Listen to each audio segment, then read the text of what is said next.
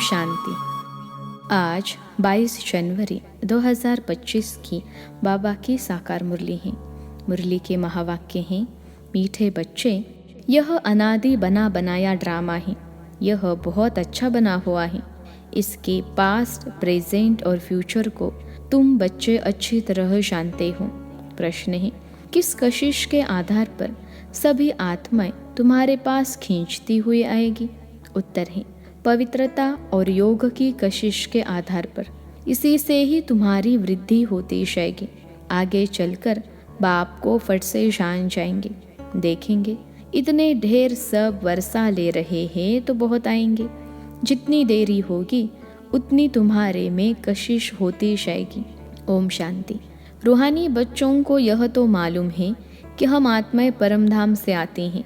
बुद्धि में है ना, जब सभी आत्माएं आकर के पूरी होती हैं, बाकी थोड़े रहते हैं, तब बाप आते हैं। अभी तुम बच्चों को कोई को भी समझाना बहुत सहज है। दूर देश का रहने वाला सबसे पिछाड़ी में आते हैं, बाकी थोड़े रहते हैं। अभी तक भी वृद्धि होती रहती है ना, यह भी जानते हो। बाप को कोई भी जानते नहीं है तो फिर रचना के आदि मध्य अंत को कैसे जानेंगे? यह बेहद का ड्रामा है ना, तो ड्रामा के एक्टर्स को मालूम होना चाहिए, जैसे हद के एक्टर्स को भी मालूम होता है फलाने फलाने को यह पार्ट मिला हुआ है। जो चीज़ पास्ट हो जाती है उनका ही फिर छोटा ड्रामा बनाते हैं। फ्यूचर का तो बना न सके। पास्ट जो हुआ है उसे लेकर और कुछ कहानियाँ भी बनाकर ड्रामा तैयार करते हैं, वही सबको दिखाते हैं। फ्यूचर को तो जानते ही नहीं। अभी तुम समझते हो बाप आया है, स्थापना हो रही है, हम वर्षा पा रहे हैं। जो जो आते रहते हैं उनको हम रास्ता बताते हैं देवी देवता पद पाने। यह देवताएं इतना ऊंच कैसे बने, यह भी किसको पता नहीं है। वास्तव में आदि सनातन तो देवी देवता धर्म ही है। अपने धर्म को भूल जाते हैं तो कह देते हैं हमारे लिए तो सब धर्म एक ही है। अब तुम बच्चे जानते हो, बाबा हमको पढ़ा रहे हैं। बाप के डायरेक्शन से ही चित्र आदि बनाए जाते हैं। बाबा दिव्य दृष्टि से चित्र बनवाते हैं। कोई तो फिर अपनी बुद्धि से भी बनाते हैं। बच्चों को यह भी समझाया है, यह जरूर लिखो। पार्टधारी एक्टर्स तो हैं, परंतु क्रिएटर, डायरेक्टर आदि को कोई नहीं जानते। बाप अब नए धर्म की स्थापना कर रहे हैं। पुराने से नई दुनिया बननी है, यह भी बुद्धि में रहना चाहिए। पुरानी दुनिया में ही बाप आकर के तुमको ब्राह्मण बनाते हैं। ब्राह्मण ही फिर देवता बनेंगे। युक्ति देखो कैसी अच्छी है। भल यह अनादि बना बनाया ड्रामा, परंतु बना बहुत अच्छा है। बाप कहते हैं तुमको गुह्य गुह्य बातें नित्य सुनाता रहता हूँ। जब विनाश शुरू होगा तो तुम बच्चों को पास्ट की सारी हिस्ट्री मालूम होगी। फिर सतयुग में जाएंगे तो पास्ट की हिस्ट्री कुछ भी याद नहीं रहेगी। प्रैक्टिकल एक्ट करते रहते हो, पास्ट का किसको सुनाएंगे? यह लक्ष्मी नारायण पास्ट को बिल्कुल जानते नहीं। तुम्हारी बुद्धि में तो पास्ट, प्रेजेंट, फ्यूचर सब है। कैसे विनाश होगा? कैसे राजय होगी? कैसे महल बनाएंगे? बनेंगे तो जरूर ना। स्वर्ग की सीन सिनरिया ही अलग है। जैसे जैसे पाड़ बजाते रहेंगे मालूम पड़ता जाएगा। इसको कहा जाता है खूने नाहिक खेल। नाहिक नुकसान होता रहता है ना। अर्थक्वेक होती हैं, कितना नुकसान होता है। बॉम्ब्स फेंकते हैं, यह नाहिक है ना। कोई कुछ करता थोड़े ही है। विशाल बुद्धि जो है वह समझते हैं विनाश बरोबर हुआ था, जरूर मारामारी हुई थी। ऐसा खेल भी बनाते हैं, यह तो समझ भी सकते हैं। कोई समय किसकी बुद्धि में टच होता है। तुम तो प्रैक्टिकल में हो। तुम उस राजधानी के मालिक भी बनते हो। तुम जानते हो अभी उस नई दुनिया में चलना जरूर है। ब्राह्मण जो बनते हैं ब्रह्मा द्वारा या ब्रह्मा कुमार कुमारियों द्वारा नॉलेज देते हैं तो वहाँ आ जाते हैं। रहते तो अपने घर गृहस्थ में है ना। बहुतों को तो जान भी न सको। सेंटर्स पर कितने आते हैं, इतने सब या थोड़े ही रह सकते हैं। कितने ब्राह्मण हैं, वृद्धि होते होते अनगिनत हो जाएंगे। एक्यूरेट हिसाब निकाल नहीं सकेंगे। राजा को मालूम थोड़े ही पड़ता है एक्यूरेट हमारी प्रजा कितनी है। भल आदमशुमारी आदि निकालते हैं, फिर भी फर्क पड़ जाता है। अब तुम भी स्टूडेंट, यह भी स्टूडेंट है। सब भाइयों यानी आत्माओं को याद करना है। एक बाप को छोटे बच्चों को भी सिखलाया जाता है, बाबा बाबा कहो, यह भी तुम जानते हो। आगे चलकर बाप को फट से जान जाएंगे। देखेंगे इतने ढेर सब वर्षा ले रहे हैं तो बहुत आएंगे। जितना देरी होगी उतना तुम्हारे में कशिश होती जाएगी। पवित्र बनने से कशिश होती है। जितना योग में रहेंगे उतना कशिश होगी। औरों को भी खींचेंगे। बाप भी खींचते हैं ना। बहुत वृद्धि को पाते रहेंगे। उसके लिए युक्तियाँ भी रची जा रही हैं। गीता का भगवान कौन? श्री कृष्ण को याद करना तो बहुत सहज है। वह तो साकार रूप है ना। निराकार बाप कहते हैं मामेकम याद करो। इस बात पर ही सारा मदार है। इसलिए बाबा ने कहा था इस बात पर सबसे लिखाते रहो। बड़ी बड़ी लिस्ट बनाएंगे तो मनुष्यों को पता पड़ेगा। तुम ब्राह्मण जब पक्के निश्चय बुद्धि होंगे, झाड़ वृद्धि को पाता रहेगा। माया के तूफान भी पिछाड़ी तक चलेंगे। विजय पाली फिर न पुरुषार्थ रहेगा न माया रहेगी। याद में ही बहुत करके हारते हैं। जितना तुम योग में मजबूत रहेंगे उतना हारेंगे नहीं। यह राजधानी स्थापन हो रही है। बच्चों को निश्चय है हमारी राजाई होगी, फिर हम हीरे जवाहर कहाँ से लाएंगे? खानियाँ सब कहाँ से आएंगी? यह सब थे तो सही ना। इसमें मूंझने की तो बात ही नहीं। जो होना है सो प्रैक्टिकल में देखेंगे। स्वर्ग बनना तो जरूर है। जो अच्छी रीति पढ़ते हैं उन्हों को निश्चय रहेगा हम जाकर भविष्य में प्रिंस बनूंगा। हीरे जवाहरों के महल होंगे। यह निश्चय भी सर्विसेबल बच्चों को ही होगा जो कम पद पाने वाले होंगे। उनको तो कभी ऐसे ऐसे ख्याल आएंगे भी नहीं कि हम महल आदि कैसे बनाएंगे। जो बहुत सर्विस करेंगे वही महलों में जाएंगे ना। दास दासिया तो तैयार मिलेंगे। सर्विसेबल बच्चों को ही ऐसे ऐसे ख्याल आएंगे। बच्चे भी समझते हैं कौन कौन अच्छी सर्विस करने वाले हैं। हम तो पढ़े हुए के आगे भरी ढोएंगे। जैसे यह बाबा हैं, बाबा को ख्यालात रहती है ना। बूढ़ा और बालक समान हो गया, इसलिए इनके एक्टिविटी भी बचपन मिसल होती हैं। बाबा की तो एक ही एक्ट है, बच्चों को पढ़ाना सिखलाना।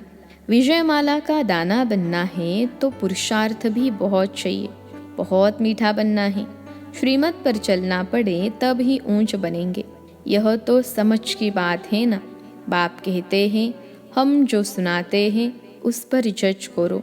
आगे चल और भी तुमको साक्षात्कार होता रहेगा। नजदीक आते रहेंगे तो याद आती रहेगी। 5000 वर्ष हुए हैं अपनी राजधानी से लौटे हैं। 84 जन्मों का चक्र लगा कर आए हैं। जैसे वास्को दी गामा के लिए कहते हैं वर्ल्ड का चक्र लगाया। तुमने इस वर्ल्ड में 84 का चक्र लगाया है। वास्को दी गामा एक गया ना, यह भी एक है जो तुमको 84 जन्मों का राज समझाते हैं। डिनास्टी चलती हैं तो अपने अंदर देखना है हमारे में कोई देह अभिमान तो नहीं है। फंक तो नहीं हो जाते हैं। कहाँ बिगड़ते तो नहीं हैं। तुम योग बल में होंगे, शिव बाबा को याद करते रहेंगे तो तुमको कोई भी चमाट आदि मार नहीं सकेंगे। योग बल ही ढाल है, कोई कुछ भी कर नहीं सकेंगे। अगर कोई चोट खाते हैं तो जरूर देह अभिमान है। देही अभिमानी को चोट कोई मार न सके। भूल अपनी ही होती है। विवेक ऐसा कहता है देही अभिमानी को कोई कुछ भी कर नहीं सकेंगे। इसलिए कोशिश करनी है देही अभिमानी बनने की। सबको पैगाम भी देना है। भगवानुवाच मन मना भव। कौन सा भगवान? यह भी तुम बच्चों को समझाना है। बस इस एक ही बात में तुम्हारी विजय होनी है। सारी दुनिया में मनुष्यों की बुद्धि में श्री कृष्ण भगवानुवाच है। जब तुम समझाते हो तो कहते हैं बात तो बरोबर है, परंतु जब तुम्हारे मुहाफिक समझे तब कहें बाबा जो सिखलाते हैं वह ठीक है। श्री कृष्ण थोड़े ही कहेंगे। मैं ऐसा हूँ, मेरे को कोई जान नहीं सकते। श्री कृष्ण को तो सब जान लेवे। ऐसे भी नहीं है कि श्री कृष्ण के तन से भगवान कहते हैं। नहीं, श्री कृष्ण तो होता ही है सतयुग में। वहाँ कैसे भगवान आएंगे? भगवान तो आते ही है पुरुषोत्तम संगम युग पर। तो तुम बच्चे बहुतों से लिखाते शो। तुम्हारी ऐसी बड़ी चौपड़ी छपी हुई होनी चाहिए, उसमें सबकी लिखत हो। जब देखेंगे यह तो इतने सब ने ऐसे लिखा है तो खुद भी लिखेंगे। फिर तुम्हारे पास बहुतों की लिखत हो जाएगी। गीता का भगवान कौन? ऊपर में भी लिखा हुआ हो कि ऊंचते ऊंच बाप ही हैं। श्री कृष्ण तो ऊंचते ऊंच है नहीं। वह कह न सके कि माँ में कम याद करो। ब्रह्मा से भी ऊंचते ऊंच भगवान है न। मुख्य बात ही यह है जिसमें सबका देवाला निकल जाएगा। बाबा कोई ऐसे नहीं कहते कि यहाँ बैठना है। नहीं, सदगुरु को अपना बनाए, फिर अपने घर में जाकर रहो। शुरू में तो तुम्हारी भट्टी थी। शास्त्रों में भी भट्टी की बात है, परंतु भट्टी किसको कहा जाता है यह कोई नहीं जानते हैं। भट्टी होती है ईंटों की, उनमें कोई पक्की कोई खंजर निकलती है। यहाँ भी देखो सोना है नहीं, बाकी भीतर ठिक्कर है। पुरानी चीज का मान बहुत है। शुबाबा का देवताओं का भी मान है न। सतयुग में तो मान की बात ही नहीं। वहाँ थोड़े ही पुरानी चीजें बैठ ढूंढते हैं। वहाँ पेट भरा हुआ रहता है, ढूंढने की दरकार नहीं रहती। तुमको खोदना करना नहीं पड़ता। द्वापर के बाद खोदना शुरू करेंगे। मकान बनाते हैं, कुछ निकल आता है तो समझते ही नीचे कुछ है। सतयुग में तुमको कोई परवाह नहीं। वहाँ तो सोना ही सोना होता है, ईंटें ही सोने की होती हैं। कल्प पहले जो हुआ है, जो नूंद है, वही साक्षात्कार होता है। आत्माओं को बुलाया जाता है, वह भी ड्रामा में नूंद है। इसमें मूंझने की दरकार नहीं। सेकेंड बाय सेकेंड पाठ बचता है, फिर गुम हो जाता है। यह पढ़ाई है। भक्ति मार्ग में तो अनेक चित्र हैं। तुम्हारे यह चित्र सब अर्थ सहित हैं। अर्थ बिगर कोई चित्र नहीं। जब तक तुम किसको समझाओ नहीं, तब तक कोई समझ न सके। समझाने वाला समझदार नॉलेजफुल एक बाप ही है। अभी तुमको मिलती है ईश्वरीय मत। ईश्वरीय घराने के अथवा कुल के तुम हो। ईश्वर आकर घराना ही स्थापन करते हैं। अभी तुमको राजय कुछ नहीं है।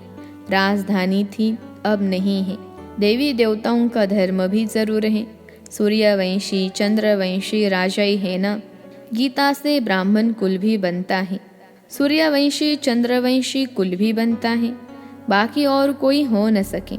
तुम बच्चे सृष्टि के आदि मध्य अंत को जान गए हो। आगे तो समझते थे बड़ी प्रलय होती हैं, पीछे दिखाते हैं सागर में पीपल के पत्ते पर श्री कृष्ण आते हैं। पहला नंबर तो श्री कृष्ण ही आते हैं ना, बाकी सागर की बात नहीं है। अभी तुम बच्चों को समझ बड़ी अच्छी आई है।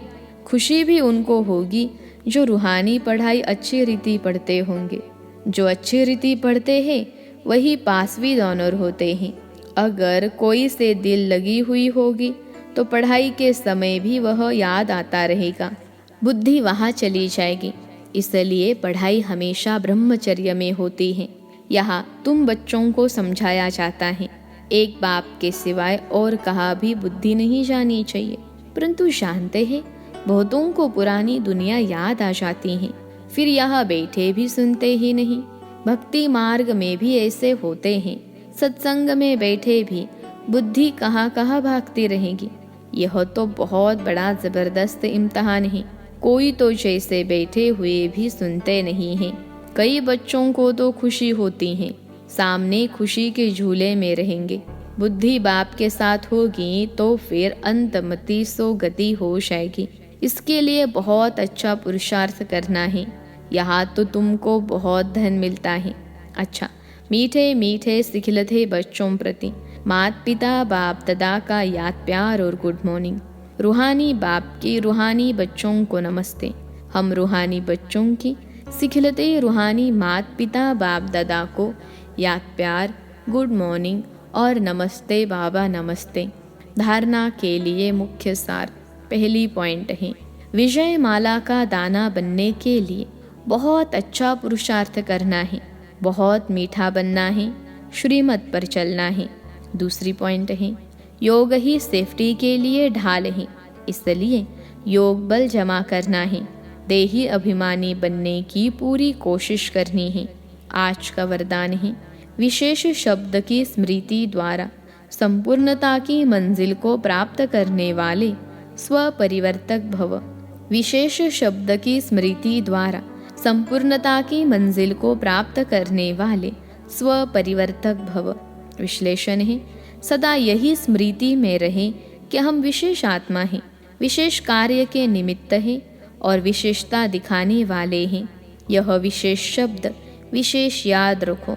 बोलना भी विशेष, देखना भी विशेष, करना भी विशेष, सोचना भी विशेष। हर बात में यह विशेष शब्द लाने से सहज स्वपरिवर्तक सो विश्व परिवर्तक बन जाएंगे और जो संपूर्णता को प्राप्त करने का लक्ष्य है उस मंजिल को भी सहज ही प्राप्त कर लेंगे। आज का स्लोगन है, विघ्नों से घबराने के बजाय पेपर समझकर उन्हें पार करो। विघ्नों से घबराने के बजाय पेपर समझकर उन्हें पार करो। अपनी शक्तिशाली मनसा द्वारा सकाश देने की सेवा करो। अभी मनसा की क्वालिटी को बढ़ाओ तो क्वालिटी वाली आत्माएं समीप आएंगी। इसमें डबल सेवा है, स्व की भी और दूसरों की भी। स्व के लिए अलग मेहनत नहीं करनी पड़ेगी, प्रारब्ध प्राप्त है ऐसी स्थिति अनुभव होगी। इस समय की श्रेष्ठ प्रारब्ध है सदा स्वयं सर्व प्राप्तियों से संपन्न रहना और सबको संपन्न बनाना।